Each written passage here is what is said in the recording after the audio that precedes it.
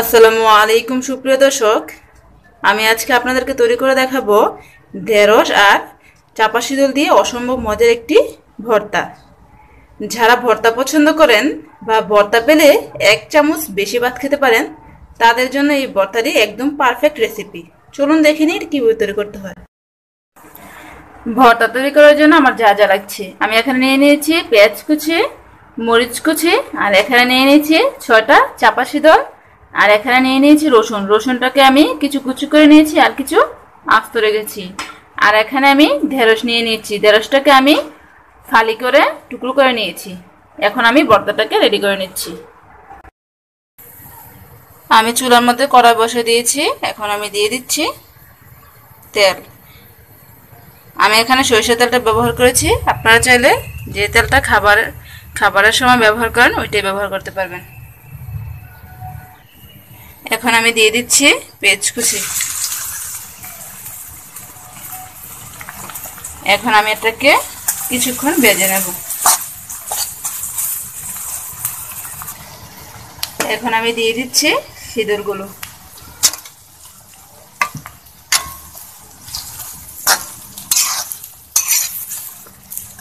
এখন আমি আরো কিছু সময় এটাকে একটু ভেজে নিচ্ছি।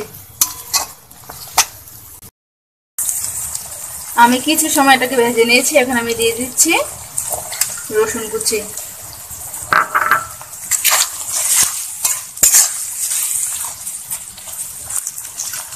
এখন আমি দিয়ে দিচ্ছি ঢেঁড়সগুলো। এখন আমি এটাকে একটু হালকা করে ভেজে নিচ্ছি।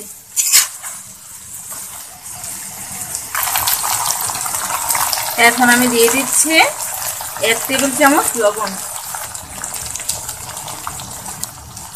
দিয়ে দিচ্ছি 1 চা চামচ হলুদ,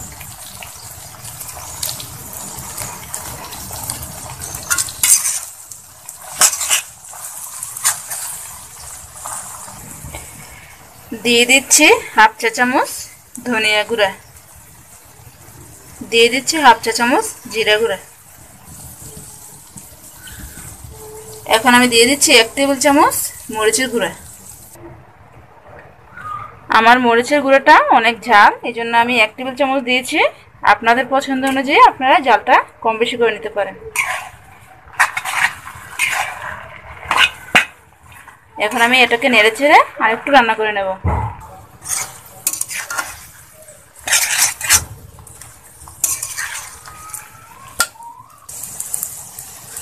আমি এটাকে আরো 3 মিনিটের মতো নেড়ে চেড়ে ভালো করে রান্না করে নিয়েছি। এখন আমি দিয়ে দিচ্ছি মরিচ কুচি। এখন আমি এটাকে আরো কিছুক্ষণ নেড়ে চেড়ে এভাবে রান্না করে নেব।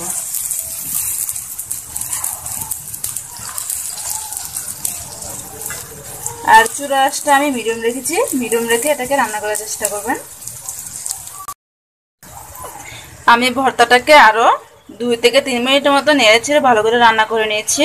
এখন আমি ভর্তাটাকে একটা ডিশের মধ্যে আপনাদেরকে তুলে দেখাচ্ছি। দেখুন ভিউয়ার্স, তৈরি হয়ে গেল আমার মজাদার ঢেঁড়স আর চাপা শিদলের ভর্তা। আশা করি আমার ভিডিওটি ভালো লেগেছে।